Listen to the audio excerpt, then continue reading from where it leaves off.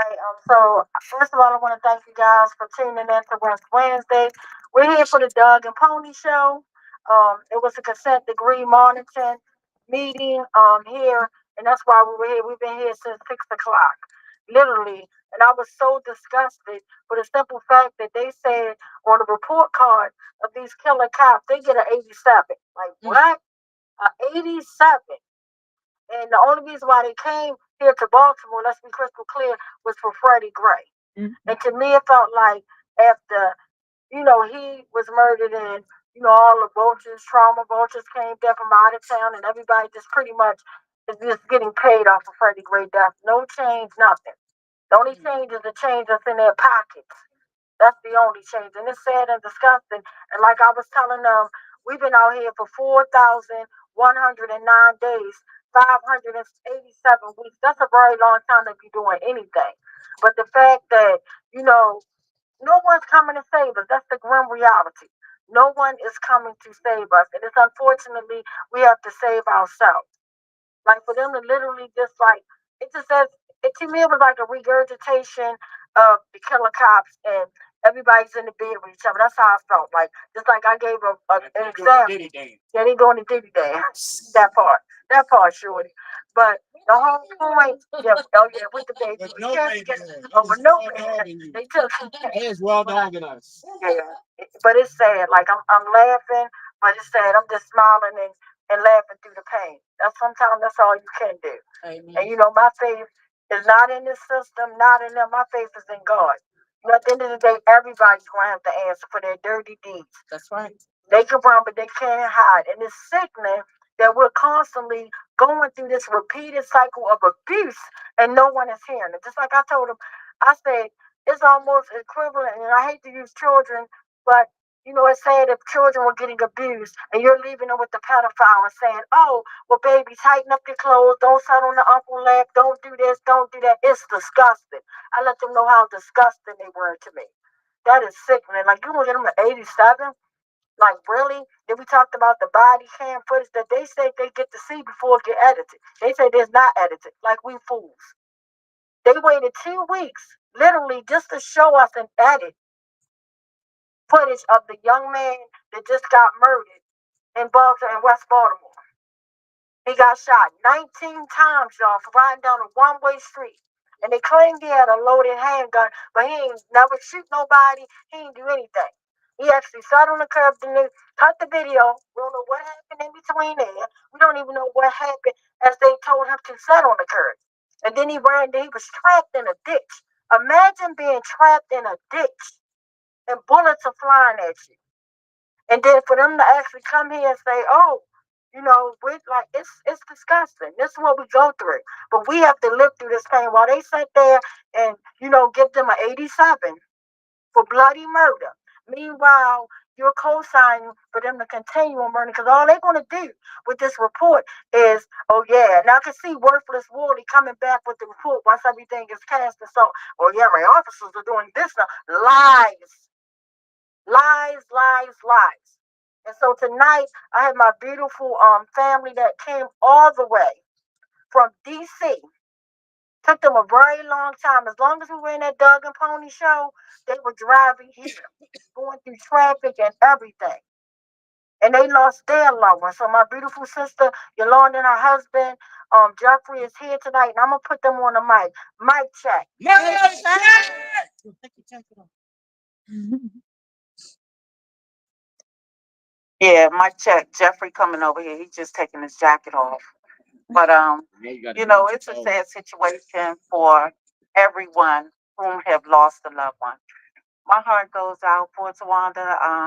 I seen her when some friends of mine was first hosting her in DC. And my heart has been wanting to come down here and help her when I had other situations going on. But even though that was happening at the same time, God connected us again with the Love Not Blood organization, which we're very thankful for everything that they do. And they cater to the people whom are victims of their loved ones being murdered by the police. And I can't say killed, it's murder. Murder. And anybody who doesn't recognize that it's murder When it happens to someone in their family, then they're going to jump on board. But you need to jump on ship for humanity, because to have someone killed in such a manner is atrocious. The loved one that was killed is not actually my son, but it's my husband's son and his first wife, Denise Price. They lost their son, Jeffrey Price. They lost him May 4th, 2018, to a senseless um, murder done by the police. And, the police blocked his path, and he had nowhere to go but to run into the police car, and he was killed. And then on impact, and there was no type of humanitarian shown as medical or anything. So they tend to do that a lot, not give any of our loved one medical. And that right there shows how callous and calculating these murders are. They're not random, they're calculated. A lot of these officers are seasoned officers, and they set these young children up. They want to call them grown men. They're not grown men, they're kids. They label the kids they know, and I'm not speaking of color when I say this, but they label the kids in their circle as children. They're kids, but they can be the same age as the ones that they're victimizing, that they want to call grown men. They want to victimize them. Not only that, on their sides, they want to go back. They want to pick through their profile and try and manipulate the situation by trying to make them look like something that they're not. And just like with all kids, and we've been kids before, we've done things, but we grow through them and we grow up to be adults. We wasn't killed by the police. So I don't, my husband, he's a little shy, but you want to say anything? I just want to thank Tawanda, let her know that I'm here for her. We did go through a lot of traffic getting here, but we will do it all over again. This is worth it. So I want to hear, yes, I want to hear everybody say justice and put your fist up. Justice. What do you want? Justice. What do you want? Justice. What do you want? Justice. And that is a humanity request, a request for humanity. Right. They victimize them once, and then you victimize them again by not giving them justice, and that ain't right. And I thank you. And again, they came a very long way. And I thank you for even opening up and trusting us in a space, of just showing, sharing, and just pouring in and taking your time out. And I'm so sorry what happened to Jeffrey. I'm so sorry. Like, he did not deserve that. And he looked just like your twin. Like, it's just sad. Like, and I always say, that's why I say we more than hashtags and body bags. We more than being 6 feet in the dirt and pictures and buttons on t-shirts. Our lives matter. It may not matter them. They get to pull off in their Jaguar, go home with their family as if, nothing happened. And it's sad and disgusting. But all they keep doing is documenting our pain. They're doing nothing to correct what happens. And it's easy. It's an easy fix. But everybody's just working for a capitalist dollar. That's it. A dollar bill is worth more than our lives. And it's sad and disgusting. And it's happening over and over again. And as you see, we thought last year was the highest with the police brutality. We ain't even near the end of the year, and it's way worse than what it was last year. And I was looking at the numbers last year. That's why we do our list. And unfortunately, like, we don't have one, because what happened is when they give us too much information, they slow it up. And then I guarantee you next week we'll hear about 52 people in the past 2 weeks. That is disgusting. How many more bodies? But it was just like my beautiful sister just said. It's not, the pain hit different when it's your loved one. When it's your loved one, the pain hit different, and it don't even have to be that way. I wish in 2013 when my brother was executed, I wish I would have saw a group of people advocate for police brutality, and me and my brother could have rolled past and could have talked, because it could have gave us tips. Even though no matter how many tips we get, if we get pulled over by a killer cop, you're like, it's Russian roulette. It's Russian roulette, just like you clicking the trigger. And that bullet might just hit you in your head. It's sad and disgusting, and nobody cares. They keep blaming us for our pain. They keep saying, what are you here for? Everybody is getting a dollar bill. That's all it's about, a dollar bill, $2. $2 freaking dollars. And meanwhile, we're getting murdered, and they don't care. They don't sit back and act like the kids. It's like Shorty said. I ain't gonna say the potty words he said. So I'm trying to be nice tonight. But he said they screw us so they feed you and screw you over. And that's exactly what it is. The dog and pony show.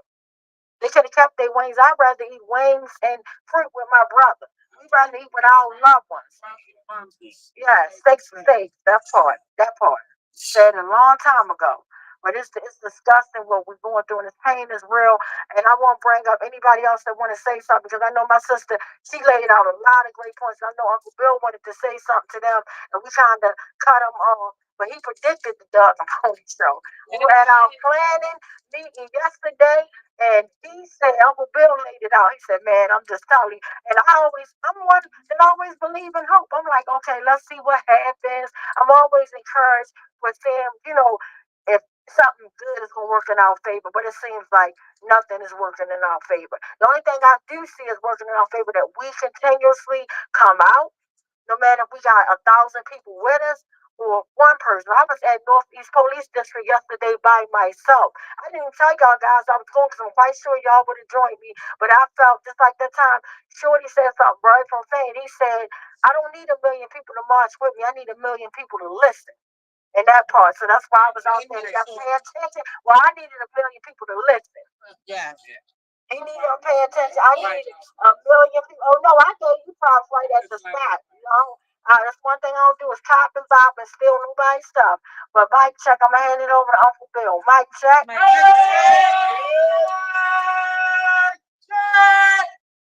Check, check.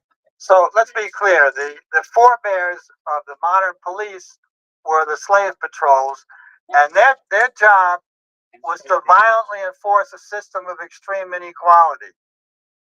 And I would argue that the police today have essentially the same job. Their job is to violently enforce a current society of extreme inequality. Now, when the Department of Justice came in and they were going to do the consent decree, they issued a big report on all the problems in policing in Baltimore. But the final conclusion of that report was the solution is community policing. And by that they meant cops would be on the corners and they would interact with the community in a positive way and blase, blase, blase. But the serious criminologists who are honest and look at these things for what they really are say that the whole concept of community policing is what they call strategic buffering. Strategic buffering. And the point of that is that they give it a new name. They pretend they're going to change the nature of policing, but they essentially continue the same thing. And so I would say that this whole commission here has the appearance of doing something about the problem, but the reality of enabling the problem. And I think enablers are just as guilty as perpetrators. Yes. So, yeah, enablers are just as guilty as perpetrators. So, some years ago, One more time. oh, yes, yes. Enablers are just as guilty as perpetrators. Yes, they are. That's right. Yes. So, a short while after, well, maybe a year or two after the killing of Tyrone West, you could correct me if I have the dates wrong, the police department and the mayor set up something called an independent review panel, and they were going to review the police murder of Tyrone West. Independent foolishness. Right. And one of the members of that panel, there were 6 members. One of the members was Amy Dillard, who was a law professor here in Baltimore. And she was highly influenced after the killing of George Floyd to better understand the nature of policing and racism and that kind of violence. And so after that, this was 7 years, I think, after she had been on that panel, looking back on her work on that panel, this is what she said. It was a useless exercise that, to me, merely gave cover to the department and the state's attorney at the time for their decision to forego prosecution of the officers who killed Tyrone West. You talk about just in case somebody just walked up, don't know what's going on, tell them what you talk about. Okay, Tyrone West was killed by the police, 17 police officers in Baltimore. He was unarmed. He was killed in July of 2013. It just so happens I was a school teacher. I had taught three of his cousins. And once I retired and had some time, I jumped into this campaign with the West Wednesdays each week, demanding accountability for Tyrone and the prosecution and killing of those 17 cops. Um, and I was just mentioning that a year later, the city, that is to say, the mayor and the police chief, pretended that they were going to seriously relook at the case and set up this independent review panel, and they let the cops off the hook. They didn't really do any investigation. They just looked at the police records of the incident.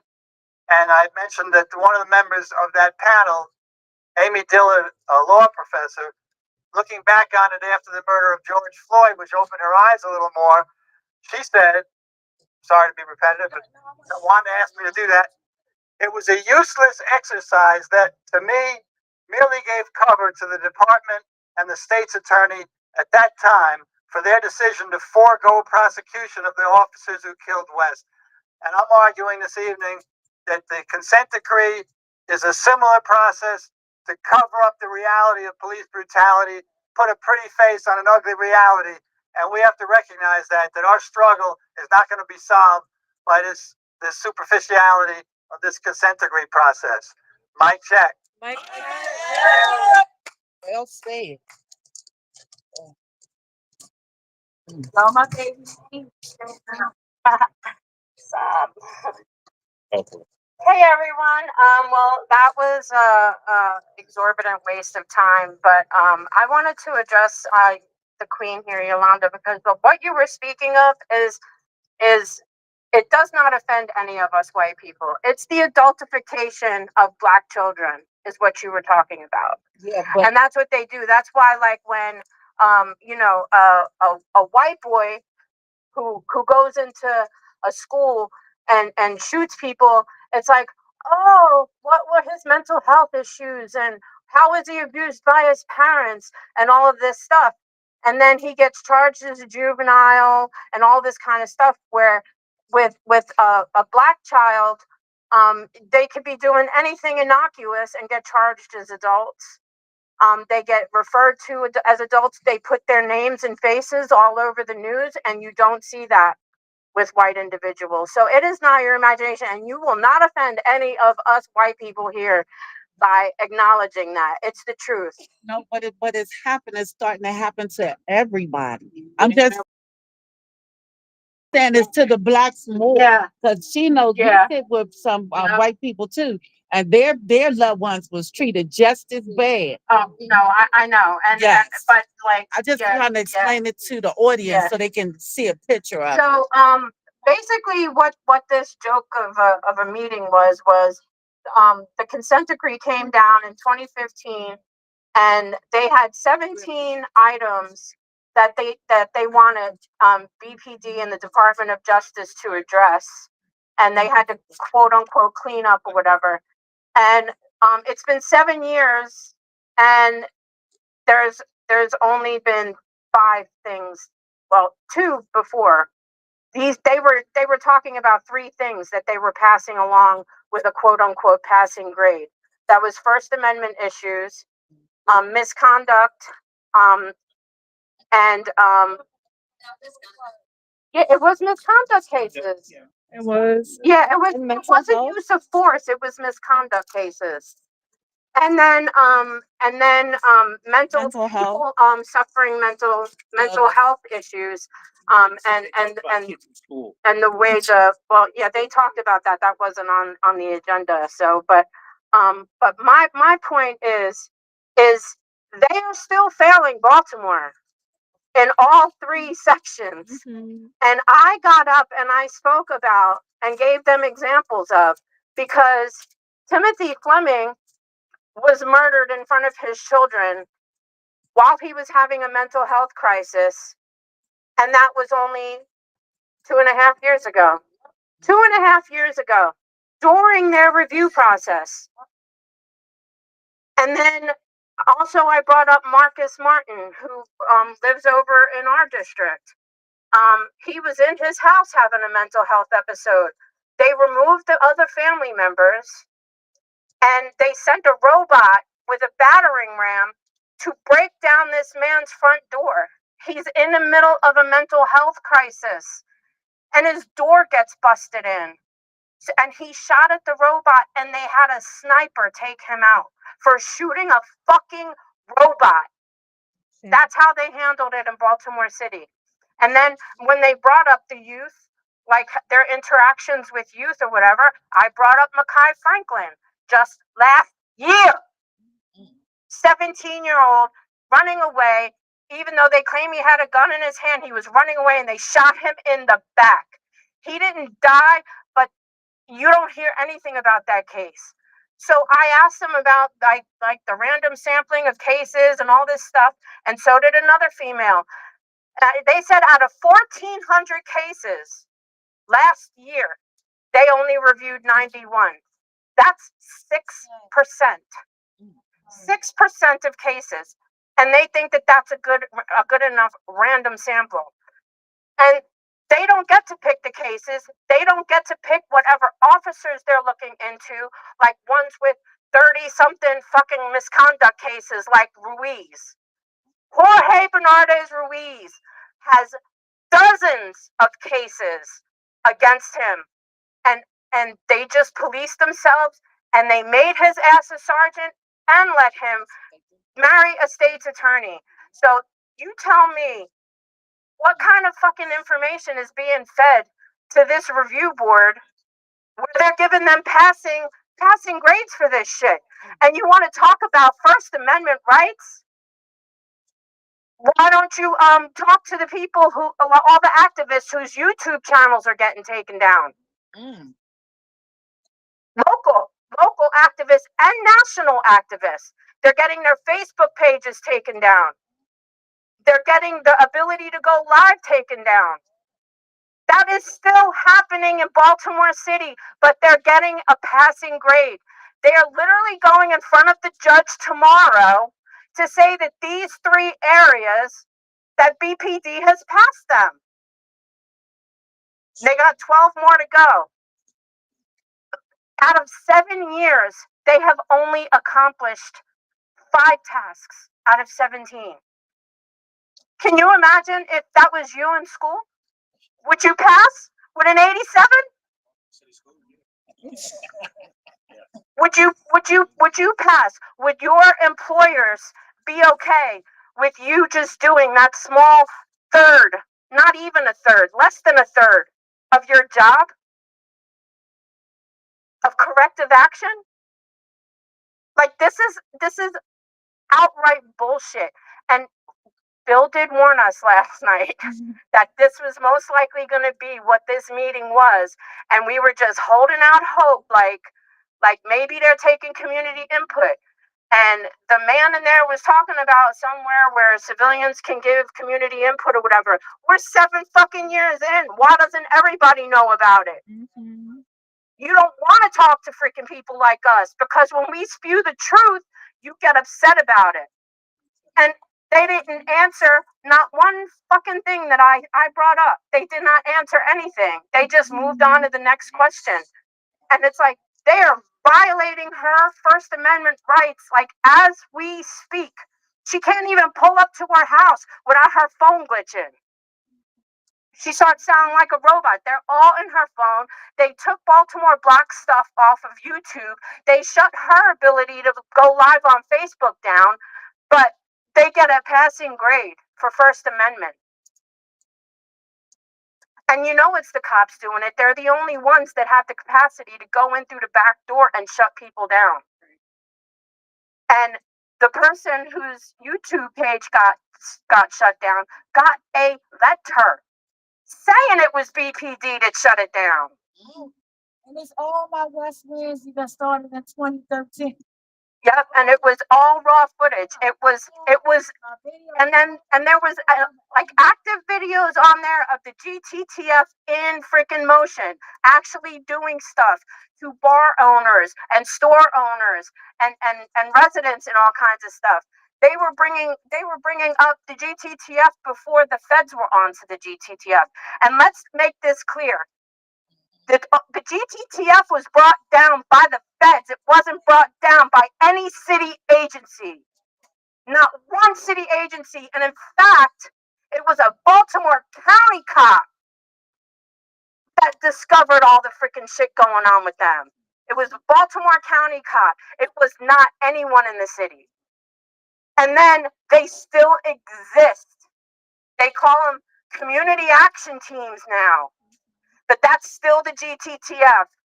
That's who shot Makai Franklin in his back.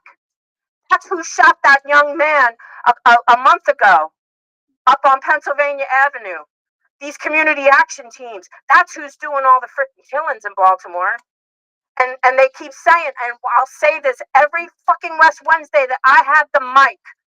Crime is going down across the entire country. Civilians committing crimes is going down across the country, and police killing people numbers are going up. They're killing hundreds more a year than they were when this consent decree got put into place. They just killed someone last week. They killed someone last month. They killed someone over the summer. We need to have those signs back. There's been a lynching in Baltimore because that's what they're doing. That's right. When are we going to get sick of this shit and stop waiting for these Yahoo do-nothings to fix shit? They keep wanting to say it's not a training issue. They are acting exactly like they are trained to. They are doing exactly like what they are made to do. The police are ex-slave patrol people. That's it. They protect property. They do not care about people. They do not care. And all these random freaking shootings, who's to say?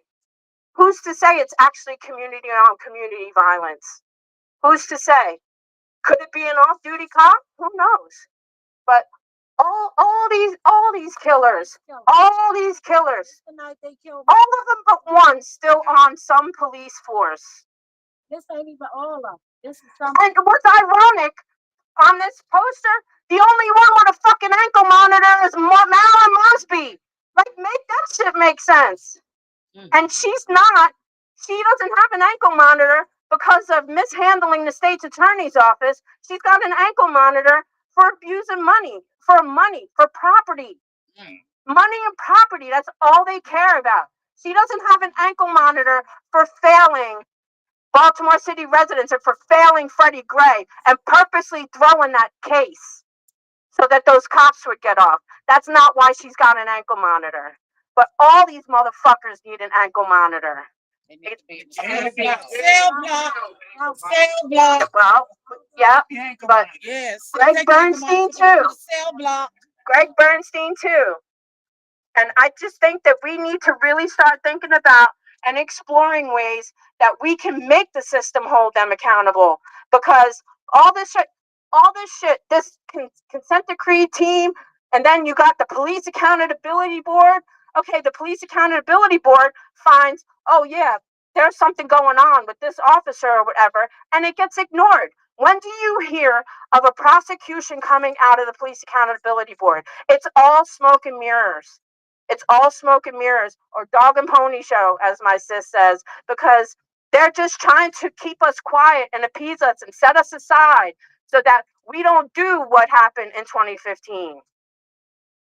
They don't want that. But the only way to fix this dirty system is to tear the shit down and start from scratch, because it's not broken. It is working exactly as it's set up. Mic check.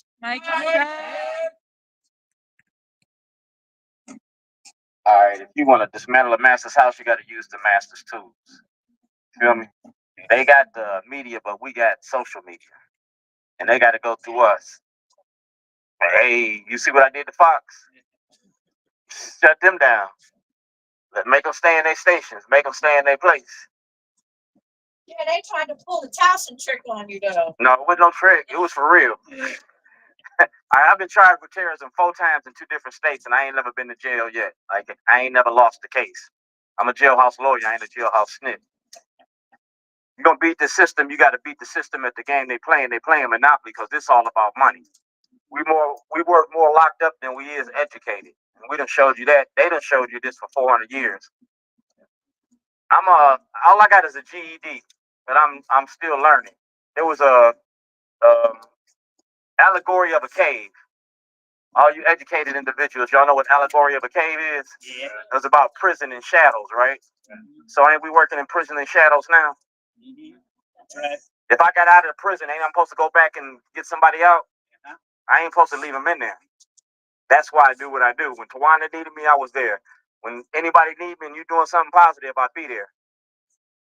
I gave them a blueprint today, and you seen them how they respected that blueprint that I gave them, right? That was them from 2006 to now. Your police department, your judges, your lawyers, and your politicians. They say if you want to hide something, hide it in a book. That book left them shook because they didn't want to talk to me. They didn't want to talk to me. And this is the way you take it out of their hands. Back in the day, we had to write letters. Martin Luther King wrote letters from a Birmingham jail. We went to jail. We didn't have the internet. We wrote letters. All right? We wrote letters. So I kept the tradition up. I wrote letters. Letters to my presidents, letters to my congressmen. And when I sent the letter, I did it with a post office. And I used the certified mailing. So it's tracked. And if they destroy that information or destroy the material, if it was legal, then that makes it a federal violation from the post office, right? If you in jail and you send in federal mail out and they destroy that shit, you don't get it for evidence for a trial, whatever. Beat that bitch. You feel me? So I ain't doing nothing that I don't know that work. I ain't never told Tawanda nothing wrong. And I ain't never ran from these people, and you don't see me running from them. When I sat here and waited and put my hand up and waited, that's patience, because if you don't learn patience, you're going to become one. If you don't learn patience, you're going to be a patient. You know what I'm saying? This tortoise and hare attitude that y'all had, man, I'm the tortoise. I'm going to slowly get there. They got another analogy about the bull, the young bull and the old bull, and this ain't no bullshit. All right, you got a young bull, say he about in his 20s and 30s. You got an old bull, he like 65, like me. All right, and you're looking down in the meadow, and they got like 100 heifers, 50, 60 heifers, and the young bull is all excited. He just beside himself. He can smell it in the air. You know what I'm saying? So the young bull said, "Man, let's run down the hill and bang one of them heifers." Old bull looked at him, said, "Let's walk down and bang them all." So that's how you treat these politicians. Don't just get one of them, get all of them. You feel me? Because if you get one, they got a replacement. But if you knock the whole team off, they got to have a squad. It's going to take them time to reload. Doing the same way that they do us. They got a criminal enterprise. So go after the RICO Act. Use the RICO Act and use it on them. See, the difference between Baltimore and Chicago, in Chicago, we lock up our politicians. We lock up our politicians in Chicago. Y'all sit here and reward them with a job. Ed Norris went to jail and worked for CBS. They never told a story about the media. He reads the sports off the page like somebody else, and he got $100,000, $150,000 a year job plus free tickets to the games. You feel me? What did O'Malley get? He had Sinead Baton-Roy, remember? Let us not forget. You feel me? Now, if you go back in history, there was a governor. His name was D.C. Stevenson. You go Google this, because like I said, I got a GED, but it ain't stopped me from learning. D.C. Stevenson was the governor of the state of Indiana, and he was the head of the Ku Klux Klan. All right, this is in the 1920s, and you can research this shit. All right, D.C. Stevenson killed the immigrant on this train, because back in the day they had trains, they didn't have cars. Like in the 1920s, you had your private trains from Chicago to Indiana, shit like that. You know what I'm saying? Al Capone was running in Chicago. He came from New York. Bootleggers. I'm a bootlegger. You know what I'm saying? Long story short, he killed this woman. But this woman wrote a deathbed confession, and the police accepted that deathbed confession. So D.C. Stevenson got convicted, and to keep from getting the death penalty, he snitched on everybody in his organization. He's told on everybody. He had trunks. Like, y'all see me with my truck with all that shit in the truck and all that shit? It's for a reason. If I go to jail, I got to take the truck to court. You know what I'm saying? Everything in the truck got to go get impounded, supposedly. It don't happen all the time, because it happened before. They took it and sold the truck and destroyed everything in the truck. I had to rebuild all this shit. So now I treat them like a sideshow. Feel me? Wherever I go, I blast your ass. I can't shoot you, but I can shit on you all day long. You feel me? If I go to jail, I got to share a toilet with an inmate. So I started sharing that toilet with the world because they quick to lock a black person up. You know what I'm saying? They quick to lock you up. And Martin Luther King taught us that back in the 60s when he had those young people standing in the marches. I was some of them young people. I was born in 1959. Emmett Till is your Freddie Gray. I've been watching you kill black people all my motherfucking life. So it ain't for me not to say nothing.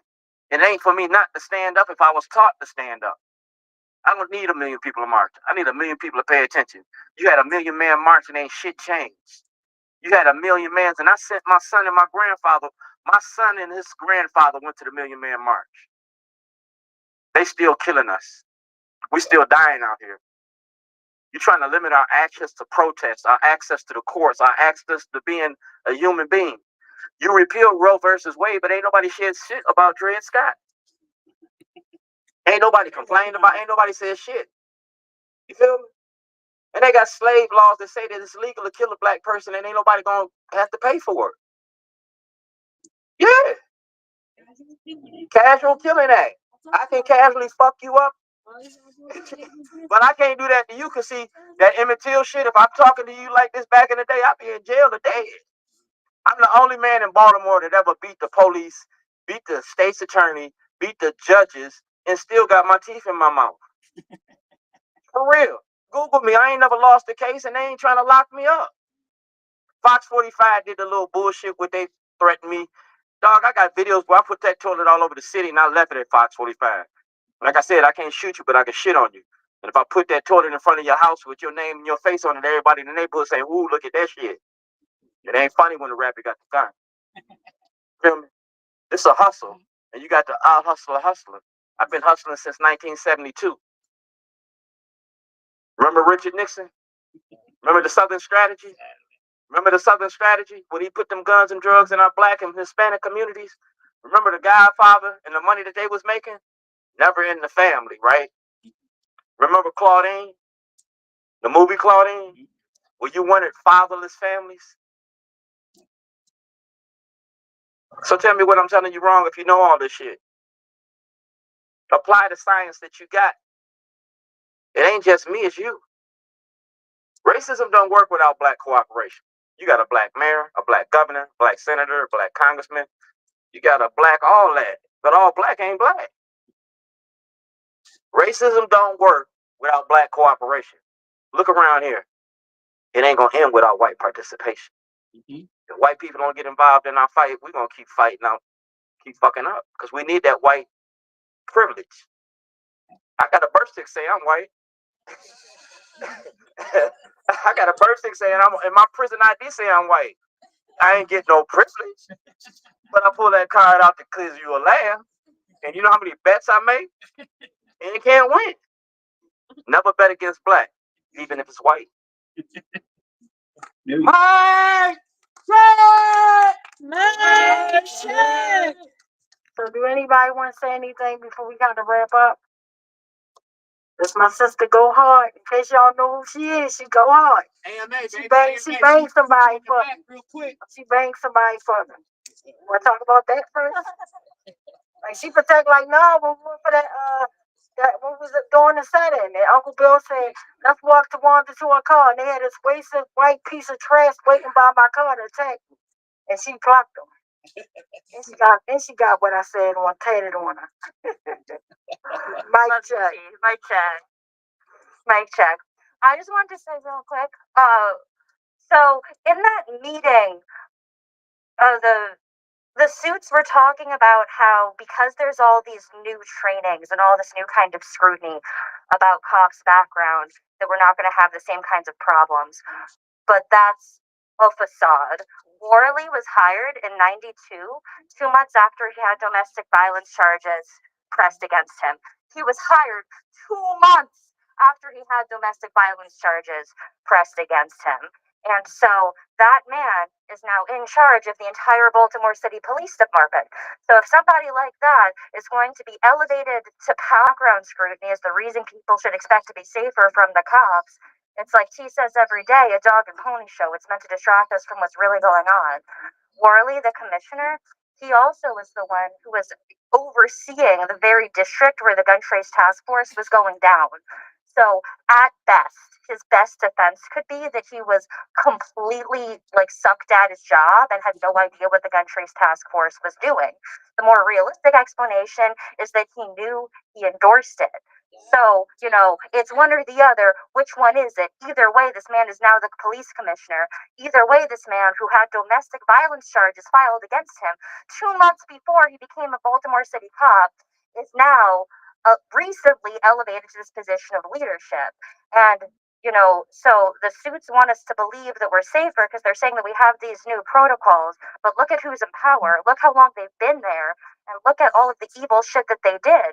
Like Ruiz, who murdered Tawanda's brother and who terrorized Adina's family, he's got promotion since then, right? So, even if like this new scrutiny, was worth shit, what does that mean when the people that have been murdering and been terrorizing for decades get elevated to more and more power and are the ones that are supposed to be overseeing these new people who are supposed to believe are like actually screened? Mic check. Nice. Shit. Oh shit! But no, I just wanted to mention when we did the when John Hopkins students did the sit-in and then they were advocating justice for my big brother Tyrone West, no to ISIS. The consent decree people were right here, and then I remember the living trauma hell that my sister Dre, who goes hard as I don't know what, had to live through. The police are the biggest game in America. And we don't, nobody wants to talk about that. Like before they actually raided to get them, they sent people in off the street. They cut down the chains and had junkies come in and harass them. People to get high, and that's what they do. They send them to people to harass me at West Wednesday and everywhere we go. To cut out ties, to do their dirty work. And they sitting in there talking that foolishness. It's sad. It's disgusting. So I want every right, that part. Anybody else want to say anything? Mike check. Uh-oh, she about to get real serious. We got a social worker coming up here. So one of the things that got me tonight in listening to these folks, there's a woman up there who spoke about how the police department is dealing with our youth and about looking at the consent decree folks and what they're looking at in terms of data and how police are responding to youth. And she said that the data were showing her that the officers were doing a better job than they were before, but that the supervisors left somewhat to be desired, a lot to be desired, and we're not following suit. So what that tells me is in Baltimore City, one of the issues we have is you can do as much training as you want till you're blue in the face. You can train all the young folks, but we know from stories from police officers is once they get in there, the culture of policing, the thin blue line, the sticking with your buddies comes from the higher ups, including all of the supervisors. So it doesn't matter how much training they do. It doesn't matter that the data are looking better for the officers if their supervisors are not with it, are from the old school that says that they can do whatever they want, then these younger folks who have maybe started doing things a little better are not going to keep doing it. One of the things we need to be really aware of is they didn't clean house with the supervisors. We have Worley in there, we have supervisors in there who are problematic. And if they are putting forward the culture of policing, which means violence, which means control, doesn't mean peacekeeping, it means policing. Policing in and of itself is violent. And, they're talking about how they're seeing more young folks, and they're seeing a decrease in crime and things like that. Well, maybe that's because some of the police officers might be being a little bit less violent, but that's not going to last if all of their supervisors are still old school. So you can't fix something by training if you keep the same supervisors in there. You can't fix something if the system maintains what it's always been. It needs to be totally dismantled and it needs to be reworked in a peaceful way that doesn't have to do with control and violence. I feel like, I mean, I confronted them about it afterwards at the end, and I said, this lady said that the supervisors are not doing okay. And the faces on the other folks there were like, oh, you shouldn't have said that. I mean, that was my impression of the way they looked at me when I said that about her. So we need to keep on them about that because they're not cleaning house. They need to clean house and dismantle the system. That's right. Mic check.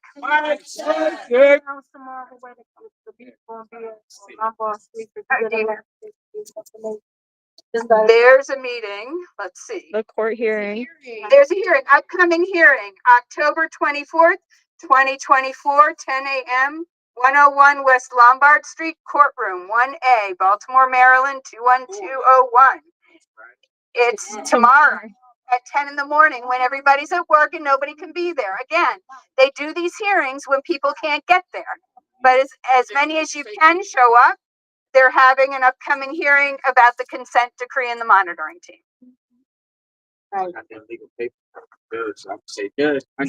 Well, I'm sorry tonight. Well, I'm not sorry, but because I hate to report sad news. So we don't have a community violence list, and we also don't have the police brutality national list. But of course, we will have it next week. It's unfortunate that we just don't have the data to show today, but we show it every week. And I just wish it was accurate that literally nobody was killed in Baltimore City this week, and nobody was killed by police around the world. We know that that's not true. So just remember, live to love to live. I love you all, and we will see you guys next week. And I want to give a big shout out to my sister who just left here. They came from DC. It took them longer time to get here than they actually stayed. And that's love and dedication. And unfortunately, they lost their son. A killing anywhere is devastating. And it's all connected to the highway of hell. Until we do something to make the change, nothing's going to happen. Because as you see with the Doug and Pony show on the inside, no one's coming to save us.